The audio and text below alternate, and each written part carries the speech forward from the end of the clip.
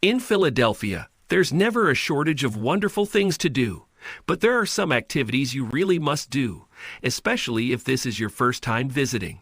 These are the experiences that make Philadelphia so gloriously Philly, whether it's sprinting like Rocky up those magnificent museum steps, refueling with a cheesesteak, an absolute requirement, bowing to the history made at Independence Hall, devouring a roast pork sandwich, our other favorite sandwich, at Reading Terminal Market, or visiting one of the many mighty museums along the Benjamin Franklin Parkway. So in this video we are going to talk about top 10 places to visit in Philadelphia. So before starting, subscribe to this YouTube channel for number 10, Liberty Bell Pavilion. In the United States, the Liberty Bell has stood for liberty and independence for a very long time. Contrary to common belief, the first significant crack occurred in 1846 when it tolled in honor of George Washington's birthday. It had previously rung to commemorate the signing of the Constitution. This and other information on the bell may be found in the exhibits, and a movie demonstrates how abolitionists, suffragists, and other organizations used the bell as a symbol of liberation.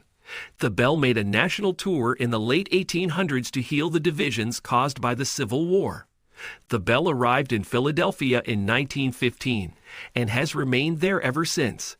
One of many free activities in Philadelphia is the Liberty Bell Pavilion, which is open daily. Number 9. Independence Hall. Independence Hall, which was formerly the State House of the Colony of Pennsylvania, is best known as the location where the Continental Congress adopted the Declaration of Independence on July 4, 1776. The United States Constitution was also drafted there when the Continental Congress reconvened there after an absence of 11 years. The Second Continental Congress gathered in secret in Assembly Hall to discuss declaring independence from the British. Here, George Washington was selected as the Continental Army's commander-in-chief, and the Declaration of Independence was signed. In the Independence National Historical Park, Independence Hall is located across from the Liberty Bell Pavilion. Although there is no admittance cost, tickets are timed and restricted, and all guests must be ready to pass through security checks. On request, free ESL services are offered. Number 8. Independence National Historical Park. The square mile that makes up Independence National Historical Park may be the most historic in all of America. Along with containing well-known locations like Independence Hall and the Liberty Bell, this historic district's cobblestone walkways are home to numerous other significant attractions. Independence Hall has witnessed some of the most significant historical events in American history and has welcomed some of its most illustrious founders. It was present when the United States Constitution was drafted in 1787, and the Declaration of Independence was ratified on July 4, 1776. Congress Hall, where George Washington and John Adams were chosen president, and where the first Congress of the United States convened from 1790 to 1800, and Old City Hall, which was never the town hall but served as the Supreme Court's location from 1791 to 1800, flank it. The park-like Independence Mall, designed in 1948, stretches north of Independence Hall. The National Museum of American Jewish History is located on its east side at 55 North 5th Street. The Ben Franklin Museum, which has a range of displays honoring this revolutionary inventor's many exceptional traits, is also located in the park. For up-to-date information, tickets, and walking tour maps, the Visitor Center off Dock Street is a nice place to go first thing in the morning. Number 7. Rocky Steps and the Philadelphia Museum of Art. One of the largest collections of paintings and other artworks in the United States is housed at the Philadelphia Museum of Art.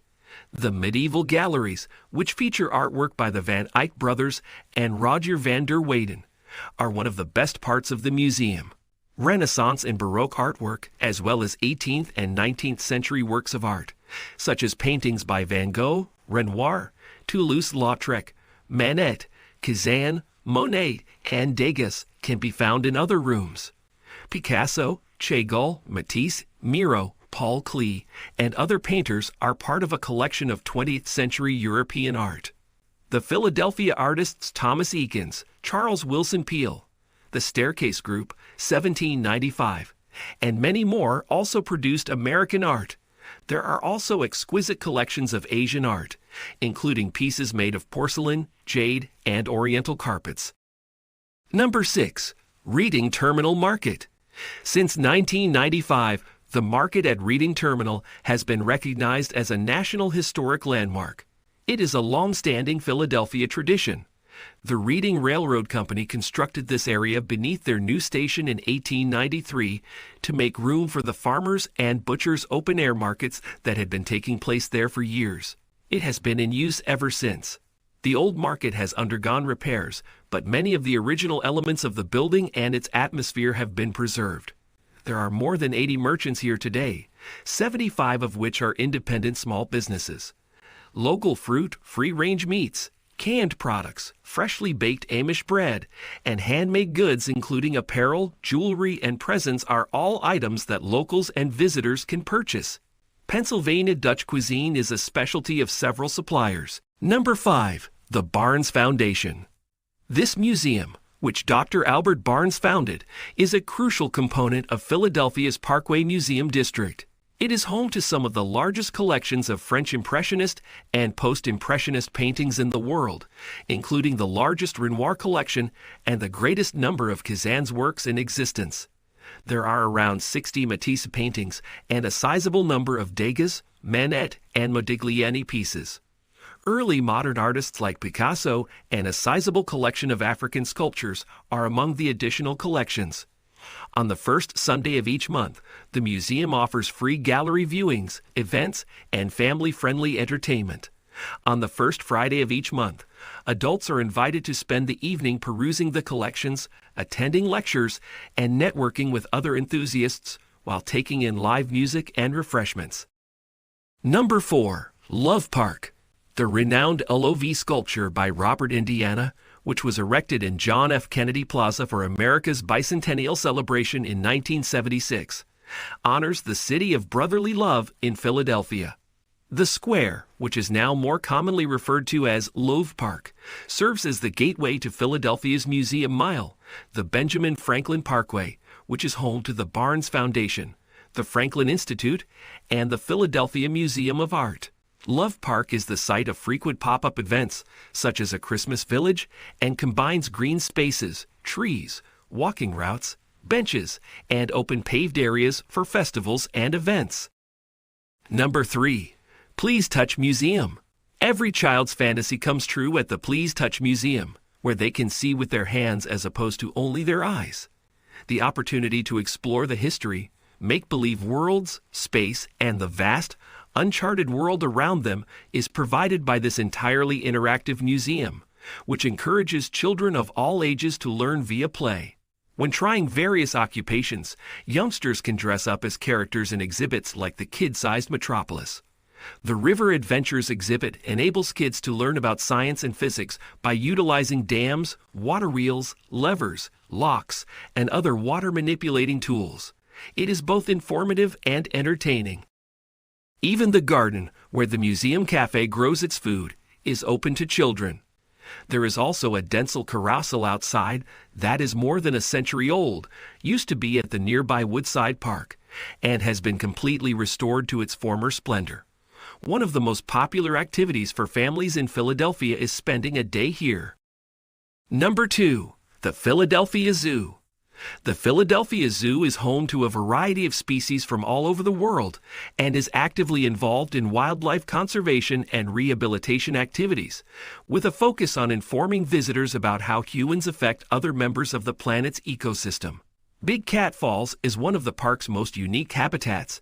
Here, the largest cats in the world can roam freely among vegetation and flowing waterfalls and explore the entire park via a network of tunnels that thread above other habitats, including those occupied by park guests. The African Plains environment, where you may meet some of the zoo's most remarkable residents, including giraffes, hippos, and a white rhinoceros, is another favorite among children and adults. Number 1. Rodin Museum. This museum has one of the largest collections of Auguste Rodin's work outside of France, including about 100 of his iconic sculptures. Some of Rodin's most well-known works are represented in the museum as marble, bronze, and plaster replicas. Some of his most well-known pieces, including The Thinker and the Gates of Hell, a foundational work by Rodin, are on display in the outdoor sculpture garden for tourists to see. Rodin is regarded as the founder of modern sculpture because of his unorthodox training and belief that sculpture should remain true to its natural form. Did you find this video helpful? If so, please feel free to post your feedback in our comment section below and subscribe to our YouTube channel for more videos.